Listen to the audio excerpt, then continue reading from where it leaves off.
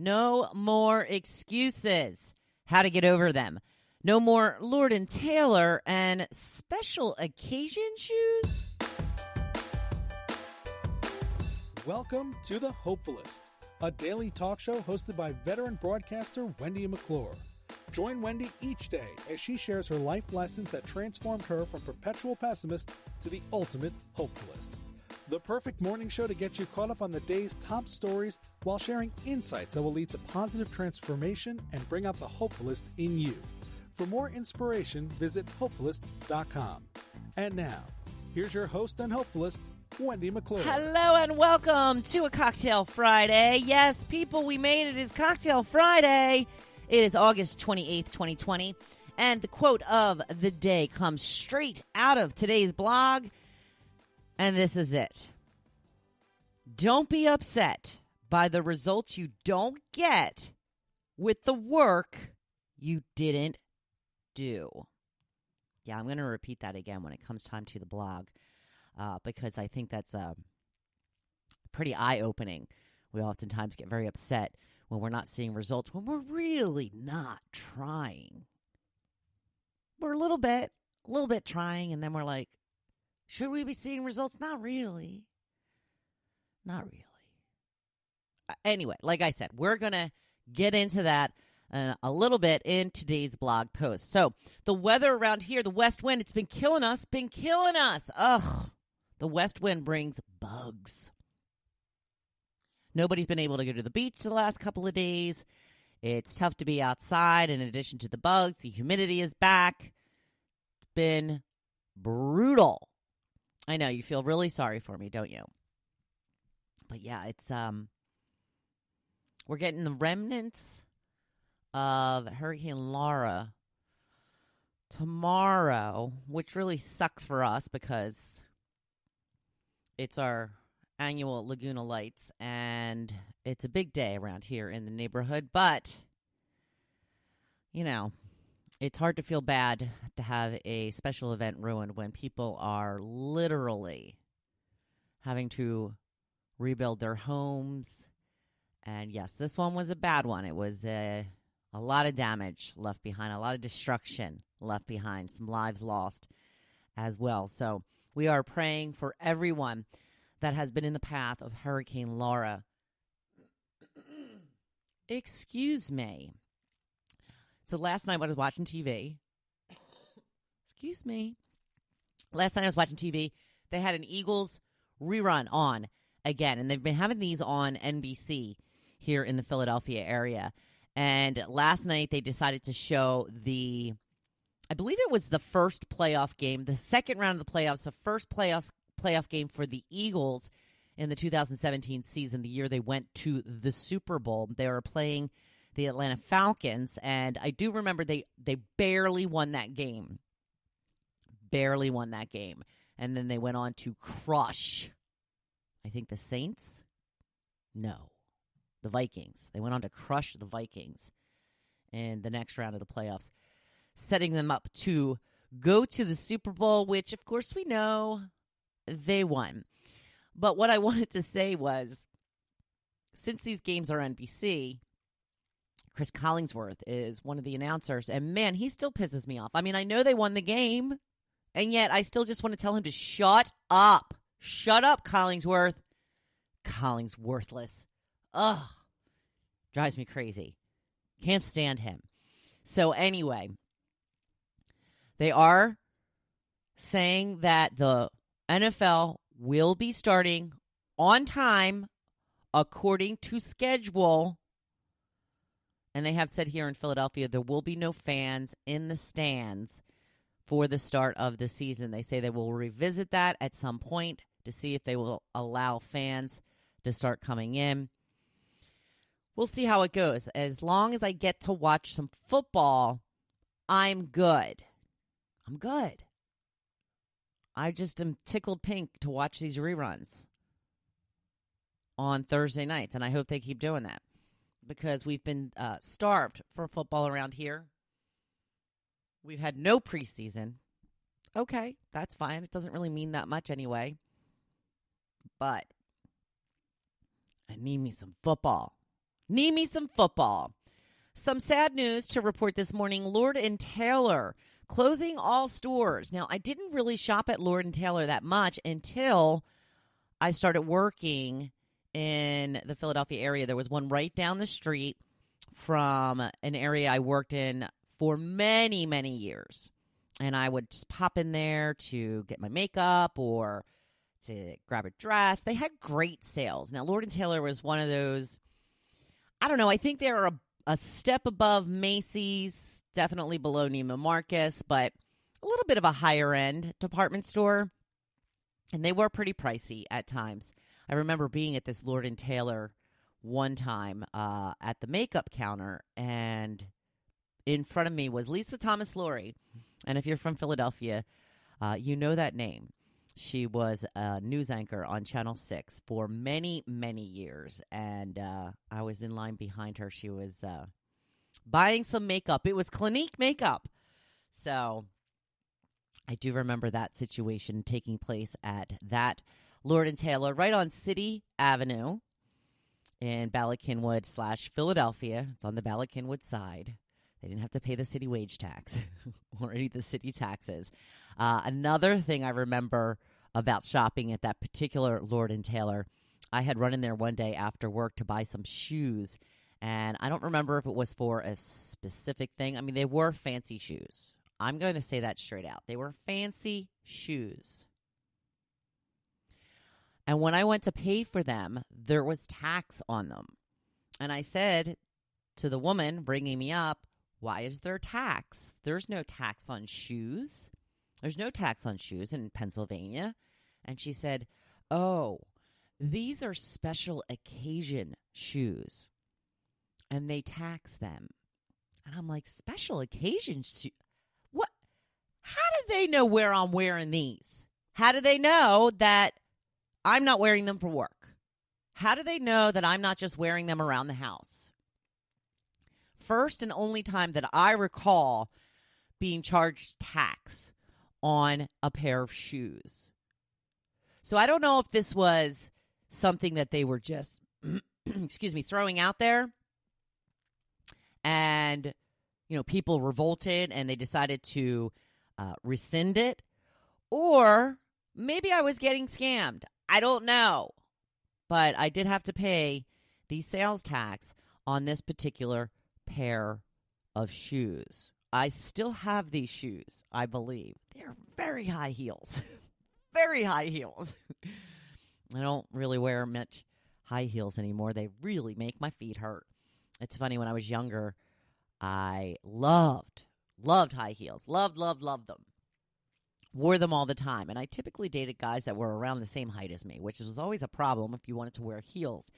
Now that I ended up marrying someone who is 6'4" and almost a foot taller than me, I have no interest in high heels. Because they just, once I moved to the shore, nobody wears those around here. They really don't. So I just kind of got used to flip-flops and sandals and all that. And it's just going to hurt my feet too much to get readjusted to high heels. And honestly, I just don't have that much opportunity. However, this leads me to my next point. I have so many shoes that I don't typically wear anymore because they're just too fancy or too high heel or what have you. But I love shoes. I've always loved shoes. And I almost think of them as a work of art. And I said this to my husband recently. If I didn't share a bedroom with him, and maybe it'd be different if I had a walk-in closet, which I do not. I do not have a walk-in closet. Hopefully someday, but as of right now, I do not. I would like to put my shoes on display. And since I don't have the walk-in closet, I thought it'd be so cool to do it in the bedroom. Put up a bunch of shelves and just kind of put them out like little knickknacks or stuff. Since I don't really wear them anymore anyway, I think they'd be so cool to put on display. They're like little works of art. I'm sure people have done this. I'm sure I'm not the only crazy person that loves shoes so much that they want to put them out on display. I don't know, just an idea I had. I definitely wouldn't do that to my husband, although he probably wouldn't care, but I won't. But someday when I get the dream walk-in closet. I am not going to put them in those little cubby holes where you can't see them. I'm going to get shelves all around the top of my walk-in closet, and I'm going to display them. I'm going to get little pedestals and everything for them. I'm going to really fancy it up. At least then I'll be able to look at them. Right now I keep them in boxes, to protect them. So there you go. What do you think about my shoe project? As soon as we get either a house rehaul or move to a house with a walk-in closet, it's all on hold. I'm not going to go over the topic today because nobody really answered it. So I wanted to know what your favorite material possession was. And, it was kind of a little bit difficult to think about it. Marcy did say her house. I had thought about saying my house, but that's a big material possession. And then I thought, too, does my dog count? Does my dog count as a material possession? In the eyes of the law, it's property. So obviously, if that's included, my dog is the number one thing. Speaking of the dog, I hesitated right there because she's growling. I think she saw some birds outside. So yeah, definitely Tucker is my number one favorite material possession, although I don't really think of dogs in that way. But that aside, I think that I would have to choose my wedding rings. Love my wedding rings. And coming in a close second is my Louis Vuitton purse. My never full tote bag, yes. It was an investment, and I do love it. So on to the blog post. No excuses. That's right. We're getting rid of all the excuses. I'm going to say the quote again. Don't be upset. So listen up. Don't be upset by the results you don't get with the work you didn't do. We do tend to do that. We do a little bit of what is required for a certain goal and get upset when we don't see results because we want it all and we want it now. And mostly we don't want to have to suffer because of it. This is what keeps us from most of our goals and dreams. We don't want to do the hard stuff, but it's the hard stuff that gets us where we want to go. So we have to recognize our excuses and get past them. We have to figure out when something is really standing in our way or when we are just looking for a scapegoat. And when we do come upon a real barrier, we need to figure out a way around it ahead of time so we're ready when it comes time to face it. I'm convinced that one of the major keys of a satisfying life is planning. It goes for any and every aspect of your life. You want to achieve a goal? Map it out. What are the steps? Start at the end of the goal and go backwards. What are the steps you need to take to get there? What will happen when you encounter resistance? Plan for it and how you will respond to it because everything is not going to go your way. And if somehow miraculously it does, good for you. It's still better to have a plan and not need it than to not have a plan when it's called for. When you are mapping out your plan, ask yourself, what are the things that could go wrong or stand in your way? I'm not saying you shouldn't be optimistic and thinking positive, but you need to be prepared if things go wrong. Or you will become disheartened because you don't have a plan on how to handle the challenges. So, plan. Figure out the excuses you are using to get past the hard things you struggle with. Are you trying to eat more healthy, but you can't stop hitting the vending machine at work? If you know that's an issue, bring a healthy snack to work with you. One of the most dangerous things people who are looking to lose weight do is to not plan properly. For example, I would go to, say, an all-day work event and tell myself that I wasn't going to eat until I got home. This would be something like a festival or a fair or something like that. Yeah, that was unreasonable because of course I was going to get hungry. And when I saw everyone around me eating corn dogs and funnel cakes and fried Oreos and sausage and pepper sandwiches, yeah, I would just throw my weight loss plan to the side and go buy that food. But had I planned for it, had I planned for the fact that I know I'm going to get hungry and brought a nutritious lunch along with a good snack or two, I would be much more likely to stay on course. I'm not saying that I would have been able to resist the food, but I would have had a much better chance if I already had food in my stomach. This is why you should never grocery shop when you're hungry. You don't make good decisions in that state, and everything looks delicious. And when you're going to the store, make a list. Stick to it. Keep away from the impulse purchases. The best way to combat excuses is to focus on the success you already have, no matter how small.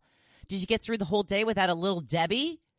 That is something that can be tough sometimes. I know, I've been there. Did you get a quick walk-in? Pat yourself on the back. Write it down on a Post-it note and put it somewhere stating that, yes, you can do it. You just proved it. This will hopefully give you a little momentum to keep going. One of the reasons I keep up with my workouts is because I'm lucky enough to still see the results of my work in the past. The progress that I've made in the past.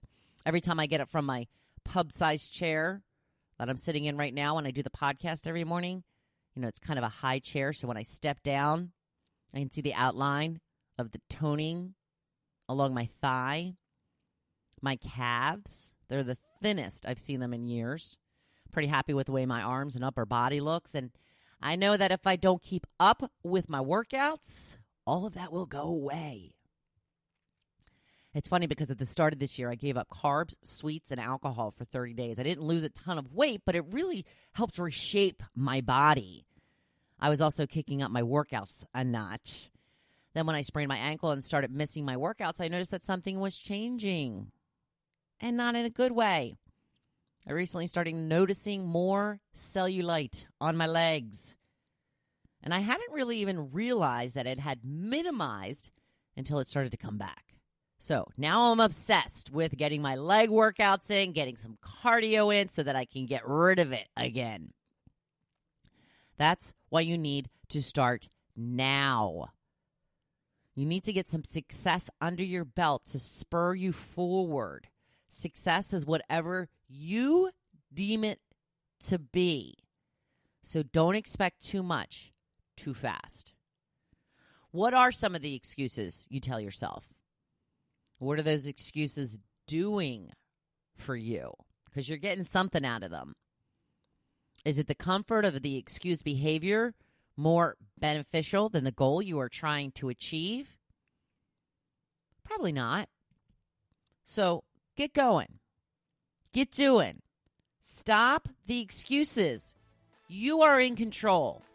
Now, get on out there and be a badass. You know I'm cheering you on. Thank you for listening to The Hopefulist, hosted by Wendy McClure. For more inspiration, please visit Hopefulist.com. Thanks, and we'll see you tomorrow on The Hopefulist. Happy Friday. Be safe in whatever you do.